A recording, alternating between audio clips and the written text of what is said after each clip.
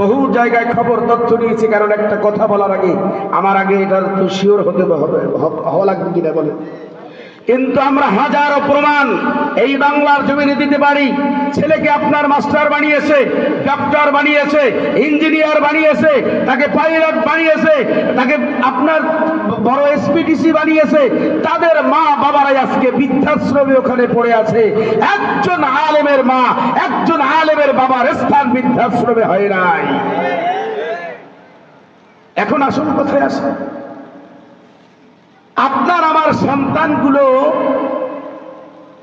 যেন আপনাকে আমাকে বৃদ্ধাশ্রম নামক জায়গাটার ঠিকানাটা বানায়। এই জন্য একদল ইহুদি বেঈমানের দালালেরা তারা সূক্ষ্ম ষড়যন্ত্র চক্রান্ত করতেছে, কিভাবে সন্তানগুলোকে মা বাবার থেকে আলাদা করা যায়, কিভাবে তাদেরকে ইসলাম থেকে দিন থেকে দূরে সরানো যায়। তাহলে ওর ভিতরে দিন না থাকার কারণে আল্লাহ পাকের ভয় থাকবে না, রসুলের আদর্শ থাকবে না। আর যার মধ্যে আল্লাহ এবং রসুলের ভয় নাই, ওই ব্যক্তির মধ্যে মা বাবার সম্মান, মা বাবার শ্রদ্ধা, মা বাবার ভালোবাসা থাকে না, কারণ আল্লাহ তাআলার প্রতি তার মহব্বত না থাকার কারণে। আর যখনই তাদের মিশন সাকসেস হবে, তখন মা বাবাকে দেখবে না, খবর নিবে না। আমি গত কয়েক মাস আগে ঢাকা মেডিকেলে ছিলাম, প্রায় 1.5 মাস। আমার ওয়াইফের অপারেশন হয়েছে, 1.5 মাসের মধ্যে 3টা অপারেশন হয়েছে। আল্লাহ তাআলা সুস্থ রেখেছেন, এখন আরো একটা অপারেশন লাগবে। তো তখন আমি একজন মাকে দেখলাম, আমি চোখের পানি ধরে রাখতে পারি নাই।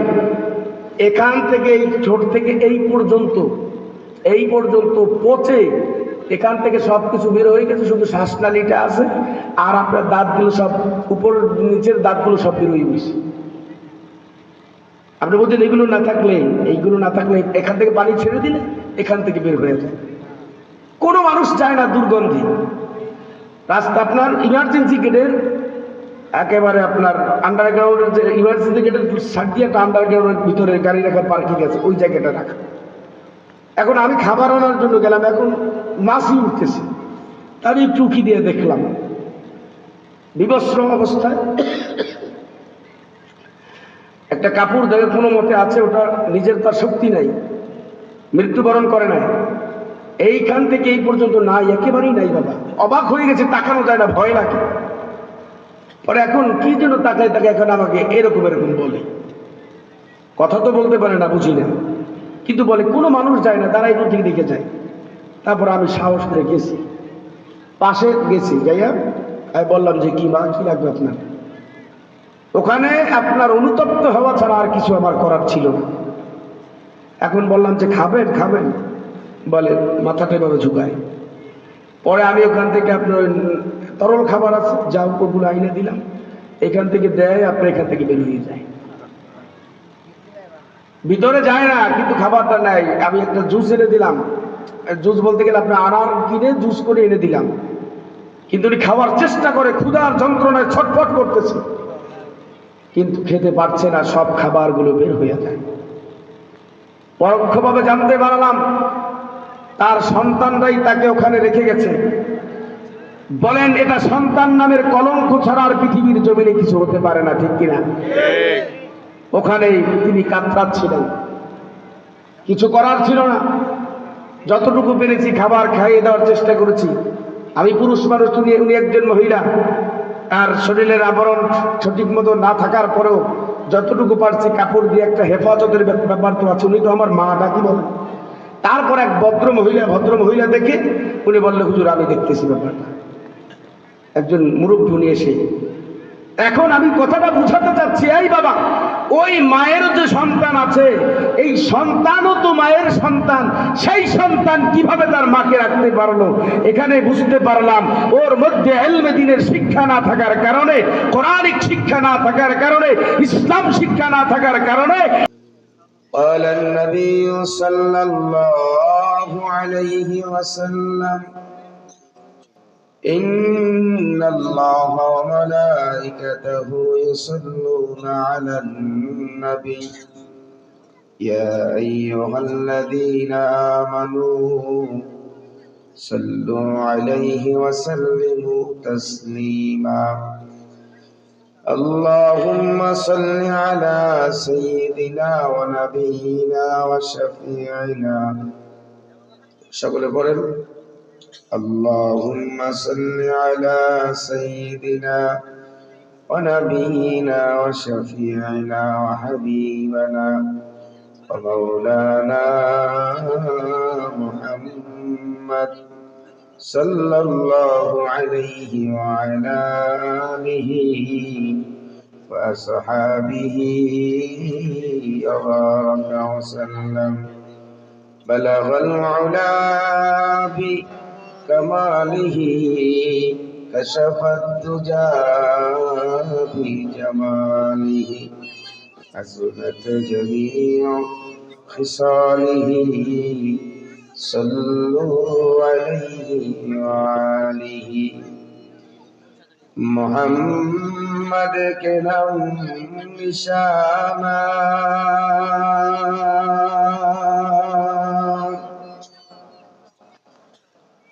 محمد کے نام نشانہ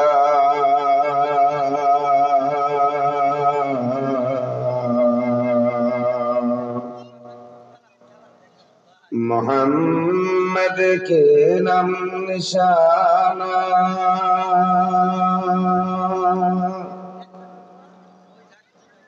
رکھے دل میں ہمیشہ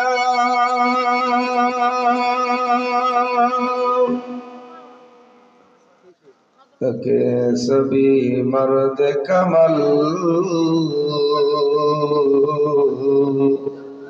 امت مصطفیٰ بلغ العلا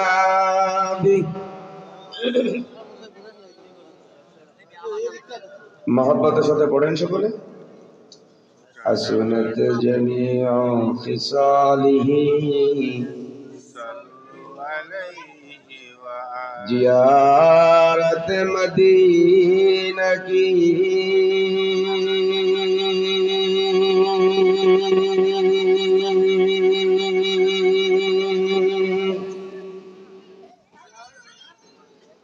دل میں ہے تمنا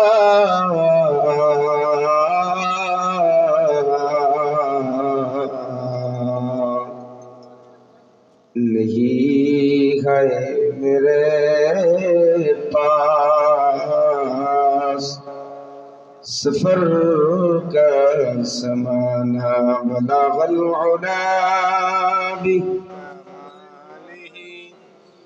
كشف الدجى بجماله حسنت جميع خصاله صلوا عليه وعليه لا إله إلا الله جر لا إله إلا الله جر لا إله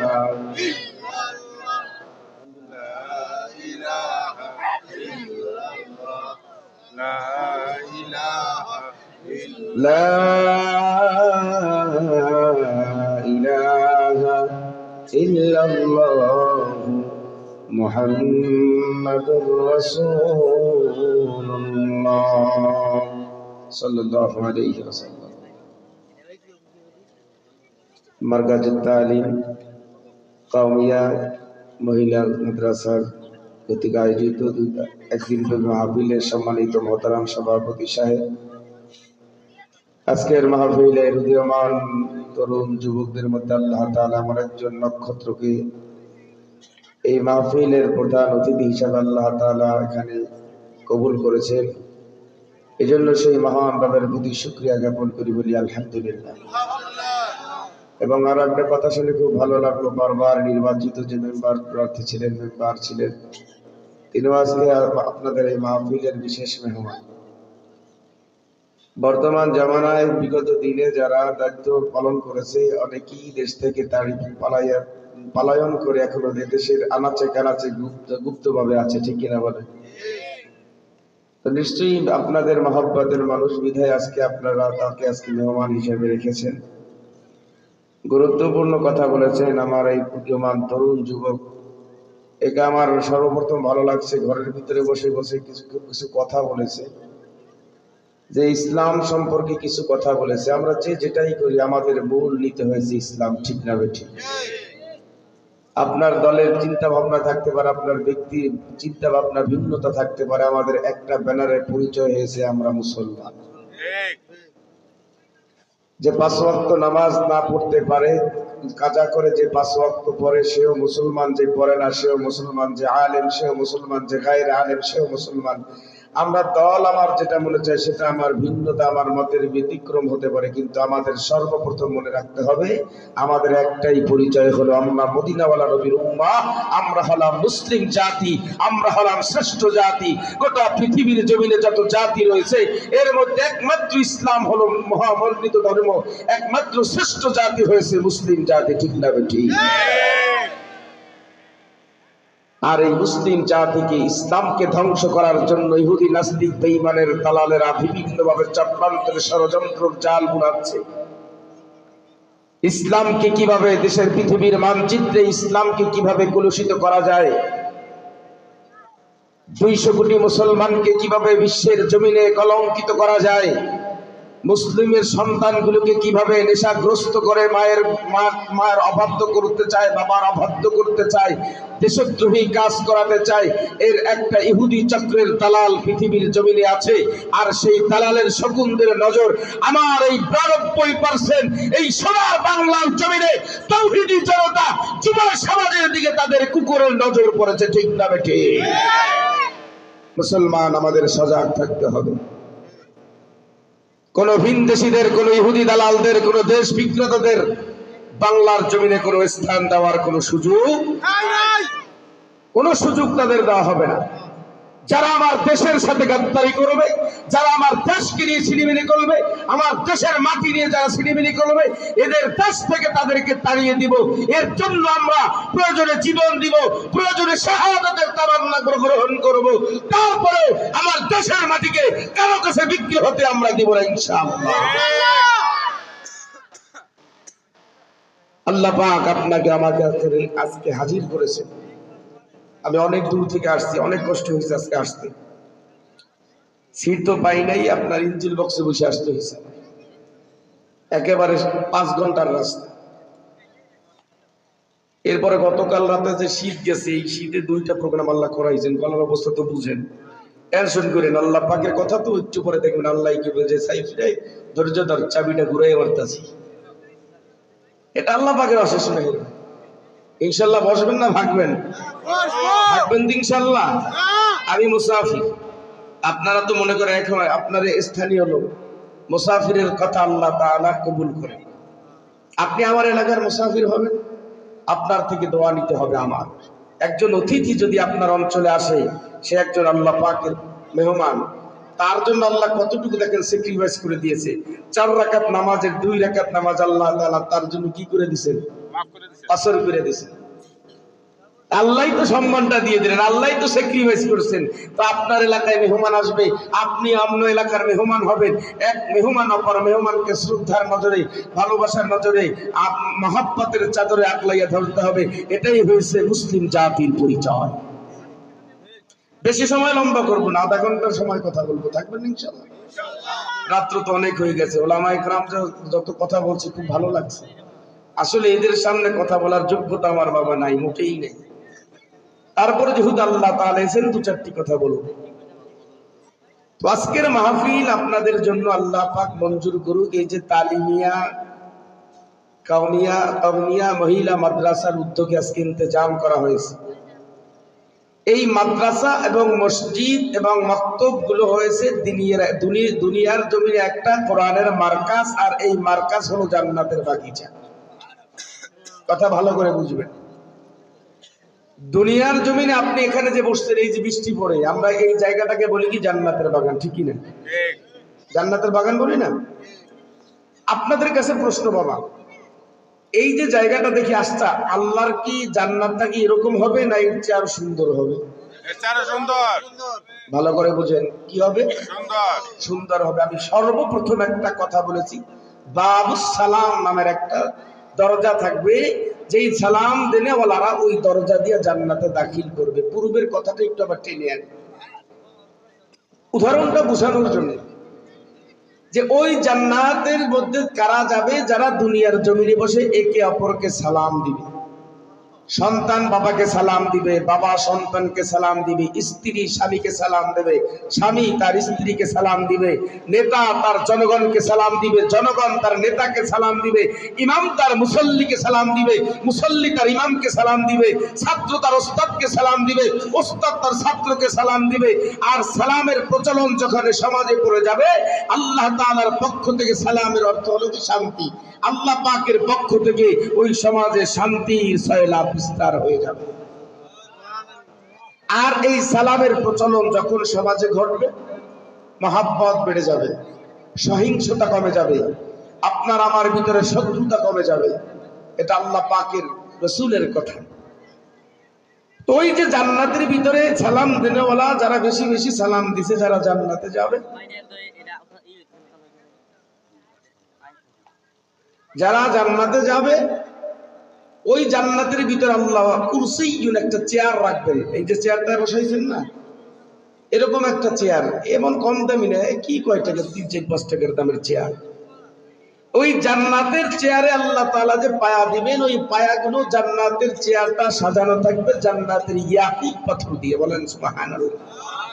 যেটা আমাদের যারা ঘরের মধ্যে দামি দামি মার্বেল টাইলস, ইটালিয়ান টাইলস, এরকম দামি দামি টাইলস লাগাই না, নরমাল টাইলসও তো আছে, 15 টাকা ফুটের টাইলসও তো আছে, আবার 800 টাকা, 1000, 1200, 1500, 2000 টাকা ফুটের তো টাইলস আছে, আছে না?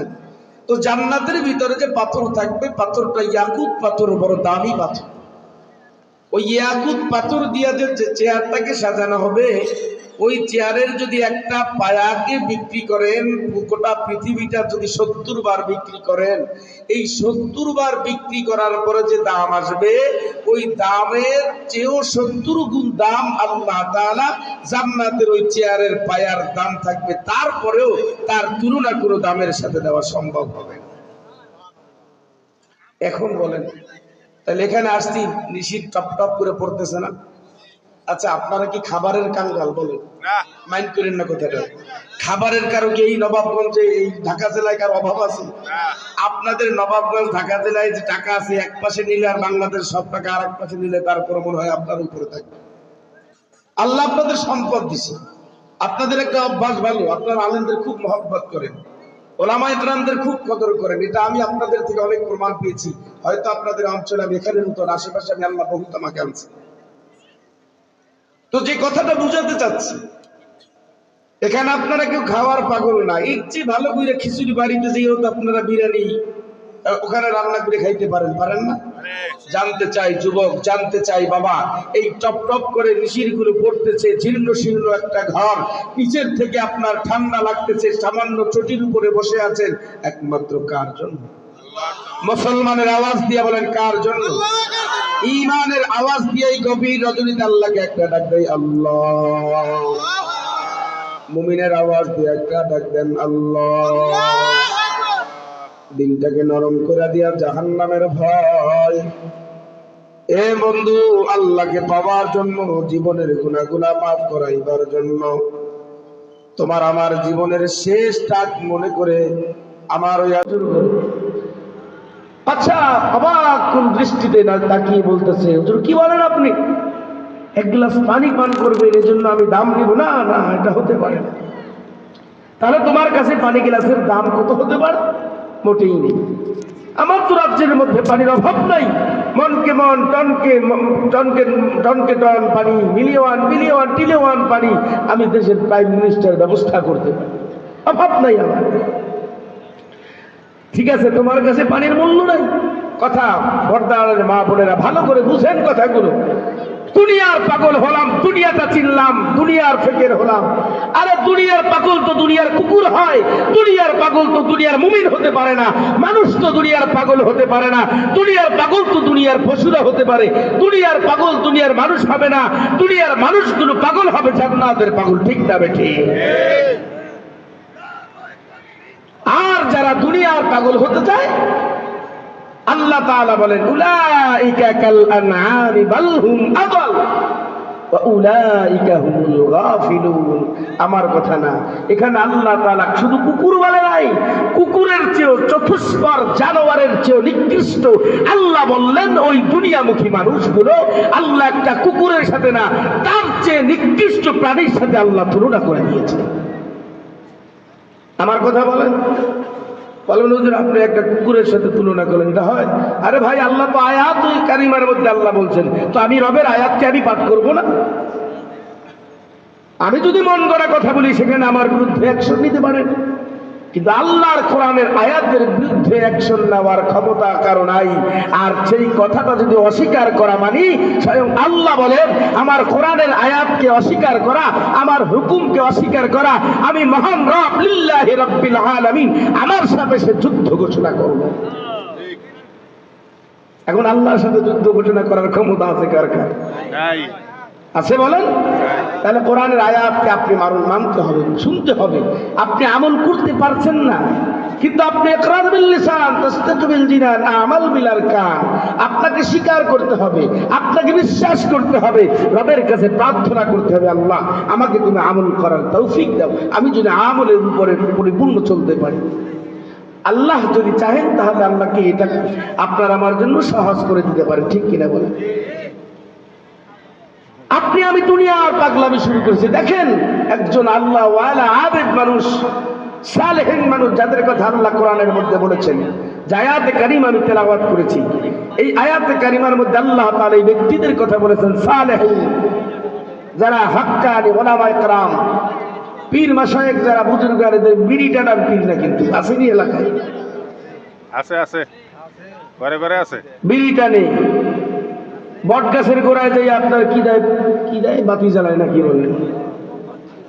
ও শয়তানকেও হার মারাইয়া ফেলাইছে। শয়তান ওকে দেখলো স্যালেন্ডার করে, কারণ ইসলাম এটাকে সমর্থন করে না। ইসলাম কোন কবর পূজারীকে সমর্থন করে না, এটা স্পষ্ট শিরক। একমাত্র আমার এই কপালটা আমার রবের কুদরতে কদমে রুজু হবে, আর পৃথিবীর কোন মাখলুকের কাছে না, একমাত্র খালেকের কাছেই আমার এই কপালটা রুজু হবে, আর কারো কাছে পৃথিবীর হতে পারে না, ঠিক কিনা বলে? ও তো আল্লাহর কথা অস্বীকার করতেছে, ও তো আল্লাহর বিরোধিতা করতেছে, ও আল্লাহর দুশমন, ও মুসলমানের দুশমন, ও মুসলিম জাতির দুশমন, ও ইসলামের দুশমন, ও ইসলামের ব্যানারে থাকার কোনো অধিকারও রাখার কোনো ক্ষমতা রাখে না। আল্লাহ রাব্বুল আলামিন আপনাকে আমাকে বানিয়েছেন আখিরাতের পাগল। আপনি আমি আখিরাত খুঁজবো। আজকে আপনি আমি দুনিয়া খুঁজতে খুঁজতে, আরে ভাই বাড়িতে একটা কুকুর লালন পালন করেন, ওই কুকুরকে একদিন দুই দিন খাবার দেন, দেখবেন সারা রাত আপনার ওই কুকুরটা আপনার বাড়িটা পাহারা দেয়। কথা বলেন না কেন? সারা রাত আপনার কুকুর আপনার বাড়ি প্রহরী দিবে। আপনার এই পৃথিবীর জমিনে সমস্ত পশু পাখির মধ্যে, প্রাণীর মধ্যে প্রভুভক্ত হয়েছে একমাত্র কুকুর, আর কুকুর মানুষকে প্রভু মানে। তা আপনি দুই ওয়াক্ত খাবার তাকে ঝুটা দিলেন, পরিত্যক্ত খাবারগুলো, নষ্ট বাসি খাবার দিলেন, সেই খাবার খেয়ে যদি একটা কুকুর আপনার বাড়ির প্রহরী হতে পারে, হ্যাঁ মুসলমান, আল্লাহ বলেন ফাবিআইয়ি আলাই রাব্বিকুমা তুকাযযিবান। এ গোলাম, এ মুমিন, বল কোন আমার নিয়ামতের অস্বীকার করবি? আমি আল্লাহ তোকে কি দেই নাই? আমি আল্লাহ তোর জন্য কি বাজেট রাখি নাই? আমি আল্লাহ তোর কোন জিনিসের অভাব রেখেছি? আমি আল্লাহ তোকে কি দেই নাই? কই তারপরে তুই আমি রবের শুকরিয়া কেন জ্ঞাপন করো? একটা কুকুরকে আপনি পরিত্যক্ত খাবার দেওয়ার কারণে কুকুর আপনার জন্য জীবনটা পর্যন্ত দিয়ে দেয়। আল্লাহ বলেন আমি গোটা পৃথিবী থেকে আমার বান্দার জন্য, আমার গোলামের জন্য আমি তাদের খাদেম বানাই দিয়েছি। বলেন না সুবহানাল্লাহ। গোটা পৃথিবীর জমিনে যা কিছু দেখেন, শুধুমাত্র একমাত্র আশরাফুল মাখলুকাতের খাদেম হিসাবে আল্লাহ তাআলা তাদের মেসিয়ার করে পাঠিয়েছে।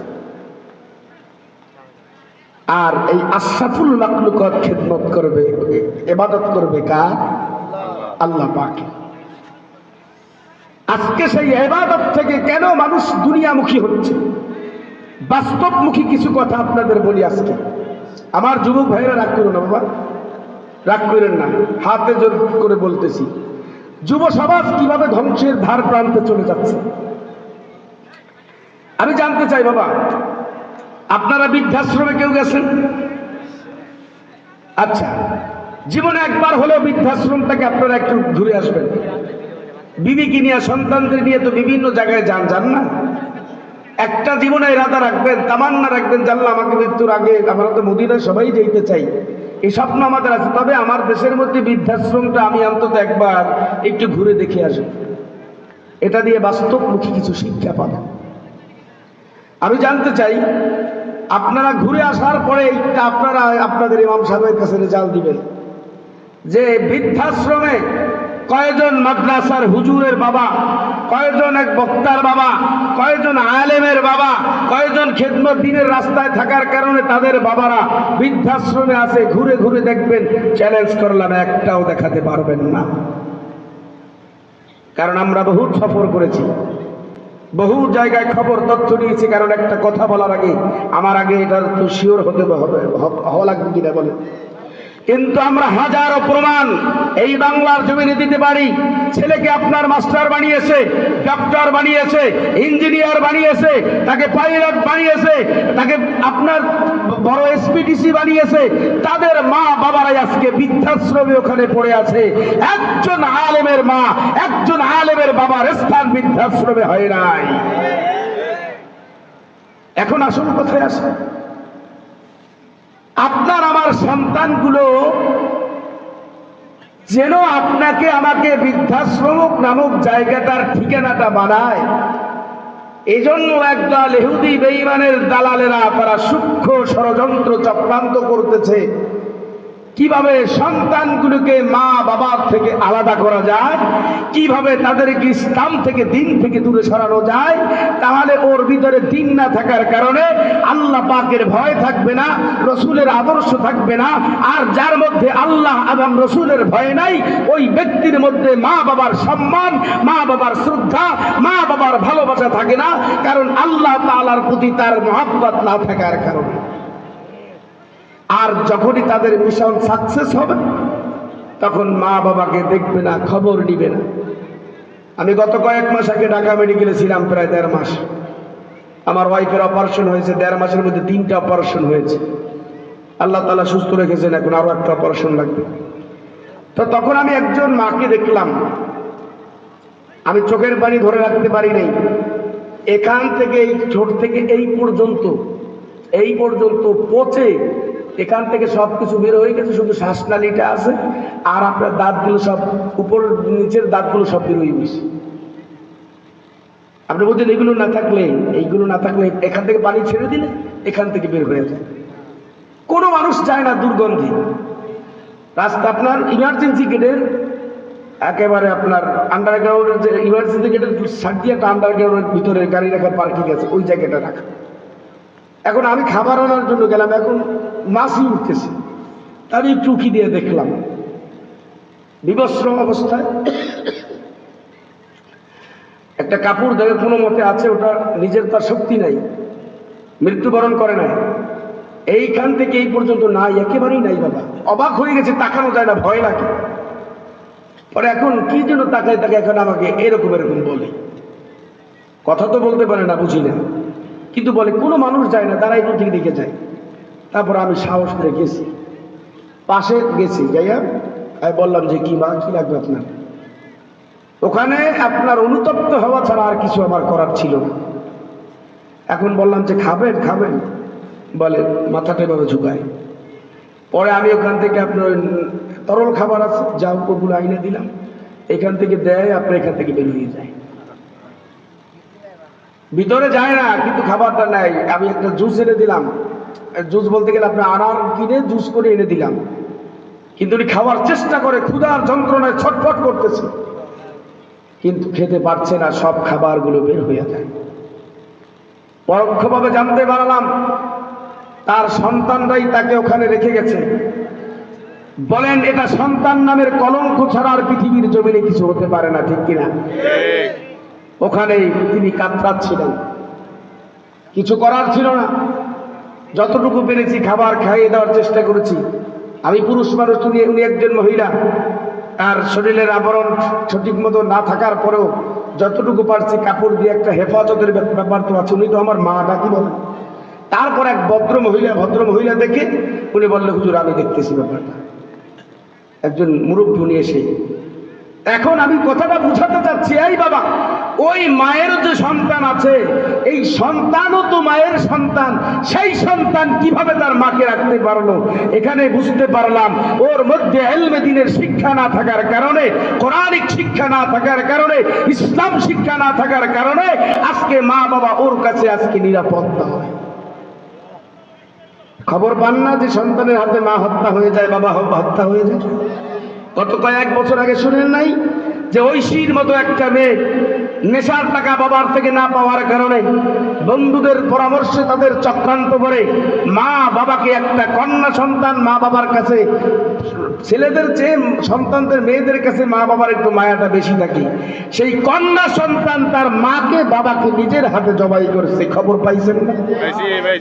কারণ আমি দুনিয়াবী শিক্ষার কিন্তু আমি অবহেলা করতেছি না, দুনিয়াবী শিক্ষা প্রয়োজন আছে, কিন্তু দুনিয়াবী শিক্ষার পূর্বে আমাকে সর্বপ্রথম ইসলাম শিক্ষাহের নূর, ইলমে নূরের তাজাল্লি আমার সন্তানের রূহের মধ্যে, সিনা বদনের ভিতরে তার এই ইলমে নূরের তাজাল্লি বসাতে হবে।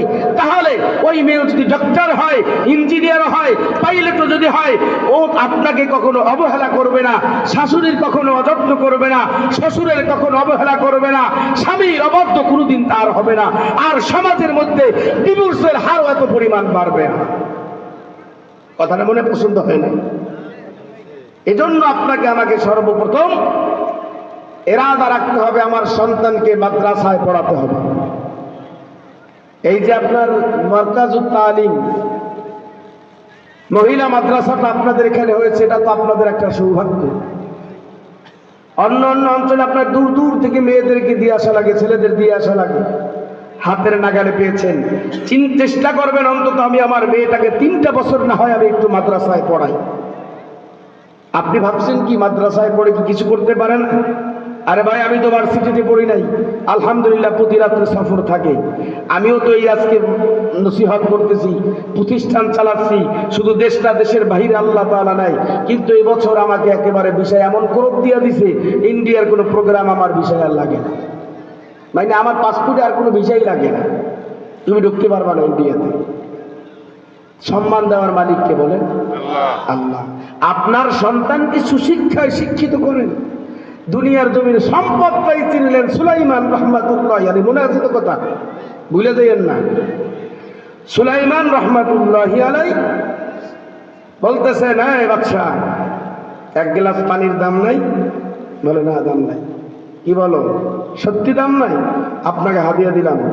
হাদিয়া দরকার নাই, তোমার কাছে যদি কেউ ক্রয় করতে চায় কত টাকা দাম হতে পারে? আমি দেশের প্রাইম মিনিস্টার, আমি বাদশাহ, আমার কাছে এই পানিটা আমি দেবো কেন? তাকে এমনি দিয়ে দিব, দাম নেই আমার কাছে। আল্লাহওয়ালা মানুষ তো দেখেন কোথায় যাইয়া, দিলের মধ্যে কোন জায়গাটায় যাই আল্লাহওয়ালার একটা চাপ মাইরা দেয়, ধাক্কা মাইরা দেয়। পুরো হেদায়েতের চাবিটা আল্লাহ কুদরতের কদমে, আল্লাহ তাআলা হেদায়েতের চাবিটা পরিপূর্ণ ঘুরাইয়া দেয়। বলেন না সুবহানাল্লাহ। তো প্রশ্ন করলেন, বাচ্চা, মনে করো তুমি দুর্গম কোনো শহরে গেছো, যেখানে উত্তপ্ত মরুভূমি, তোমার দলের সঙ্গবদ্ধদের তুমি ত্যাগ করে ফেলেছো, তাদের তুমি পাও না, হারিয়ে ফেলেছো। 1 দিন 2 দিন 3 দিন 4 দিন চলে গেছে, উত্তপ্ত মরুভূমি, রৌদ্র, প্রখর রৌদ্র, তোমার পানির পশ্ক থেকে পানি শেষ হয়ে গেছে, পানির পিপাসায় তুমি পিপাসিত, পানি পাচ্ছ না। এই মুহূর্তে তোমার কি অবস্থাটা হবে? বাদশা বলে, আল্লাহর ওলি, পানির পিপাসার যন্ত্রণা বড় যন্ত্রণা। ক্ষুধা যদি লাগে, ক্ষুধাটা কিছু সময় ধরে রাখা যায়।